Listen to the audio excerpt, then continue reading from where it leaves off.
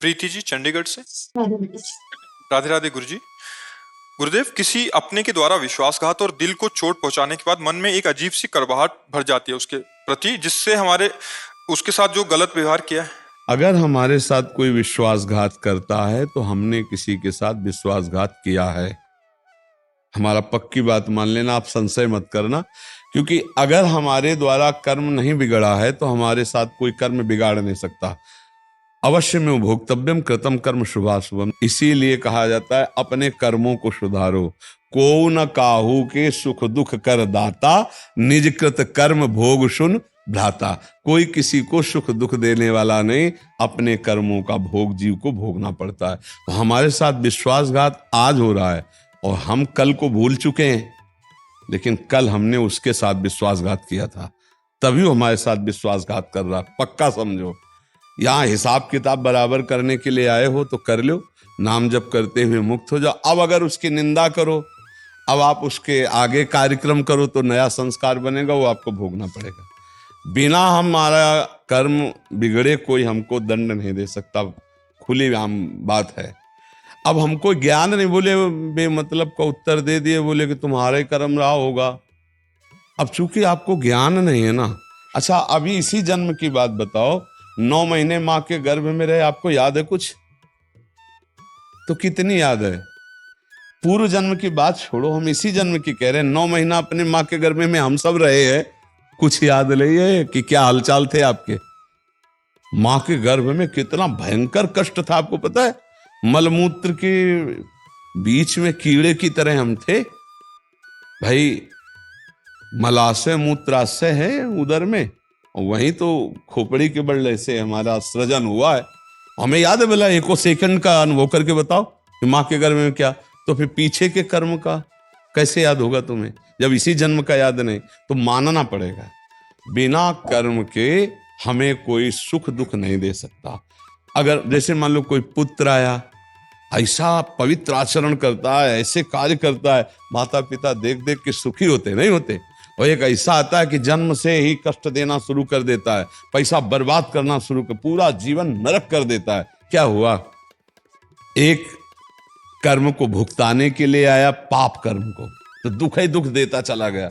एक आया पुण्य कर्म को भुगताने के लिए, कि उसके आचरण देख देख कर, उसका व्यवहार देख देख कर माता पिता का हृदय शीतल होता है।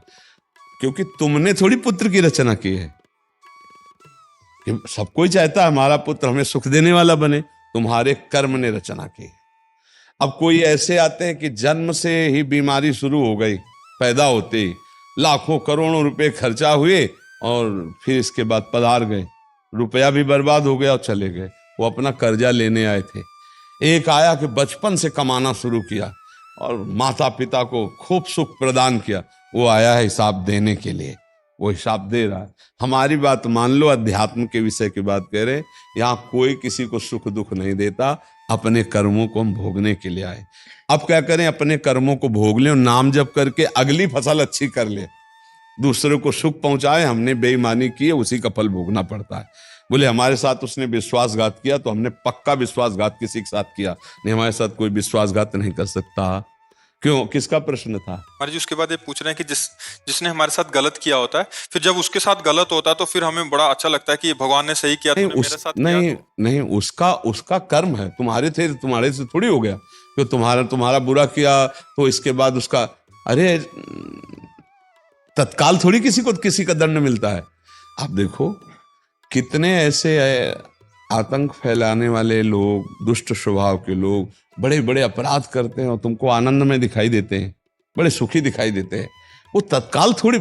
एक किसान फसल बोता है तो 4-5 महीना लगता है भैया। एक आदमी कत्ल करता है तो उसको 2-4-6 महीने लगते हैं न्यायाधीश को सजा देने के लिए। तो ये सरकारी काम है। अब आपका कोई बेईमानी की और तत्काल उसका एक्सीडेंट हो गया, हाथ पैर टूट गया, तो आप समझते हो कि आपका करने नहीं, उसका वो कर्म संयोग चल रहा है। तुम्हारा कर्म संयोग तुमको भुगतना, उसका कर्म संयोग भुगतना। क्या एक भक्त को ऐसी भावना भी नहीं आनी चाहिए? नहीं करनी चाहिए, नहीं करनी। उसको भगवत प्राप्ति में बाधा होती है महाराज जी।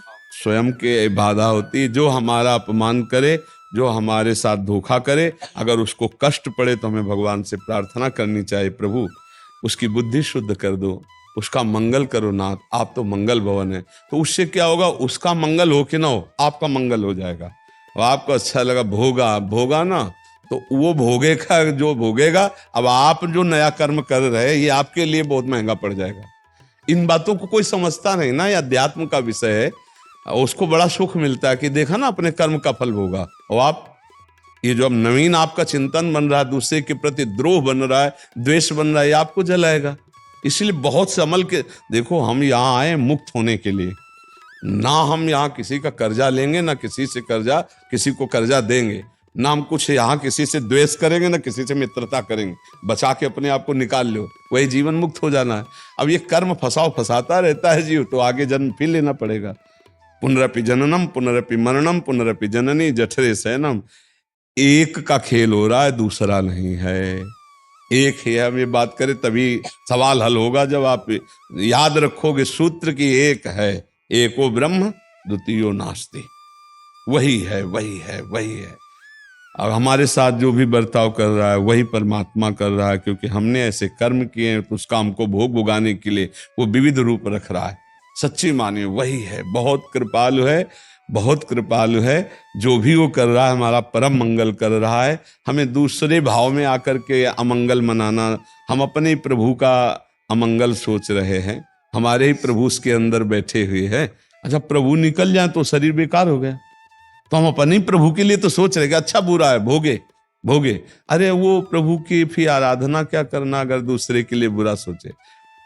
प्रहलाद जी को जब भगवान प्रसन्न हुए, तो प्रहलाद जी के हृदय में एक दुख था। उनका प्रभु कैसा भी हो, है तो मेरा पिता, और आपसे द्रोह किया और आपने उससे मारा, प्रभु क्या उसकी सदगति हो जाएगी उसने आपको? तो उन्होंने कहा, बेटा तुम्हारे जैसा पुत्र जिसके हुआ है, उसकी सदगति अगर 21 पीढ़ियां होती तो तर जाती, तो है तो 21 पीढ़ियां ही नहीं है, क्योंकि वो तो सृष्टि के नजदीक ही है, भगवत पार्षद स्वरूप है सृष्टि के नजदीक। कहा तुम्हारे जैसा पुत्र लेकिन प्रहलाद जी के हृदय में था ना कि मेरे पिता का उद्धार होगा कि नहीं, कल्याण होगा कि नहीं, क्योंकि प्रभु से द्रोह कर, भक्त के हृदय में द्रोह करने वाले के प्रति भी कल्याण भाव रहता है। और कितना सताया था हिरण्यकश्यप ने प्रहलाद जी को, पर प्रहलाद जी जब भगवान मिले तो बात क्या की कि मेरे पिता का कल्याण होगा कि नहीं, क्योंकि वो आपसे द्रोह करता था। तो उनका जिसे आप जैसा पुत्र उसका कल्याण नहीं, तो भगवान ने आंतों की माला डाल रखी थी उसके हिरण्यकश्यप की। तो ऐसे मान लो प्रश्नवाचक दृष्टि से देखा कि, तो उनका इन आंतों में अन्न पचा वीर्य बना, और तेरे जैसा माँ भागवत इसलिए मैं माला पहने हूं आंतों की। बड़ा भयंकर रूप नरसिंह भगवान का था, फाड़ के आंतों की माला डाल। भगवान उन आंतों का आदर कर रहे हैं, गले में डाले हुए, कि इससे भक्त पैदा हुआ था।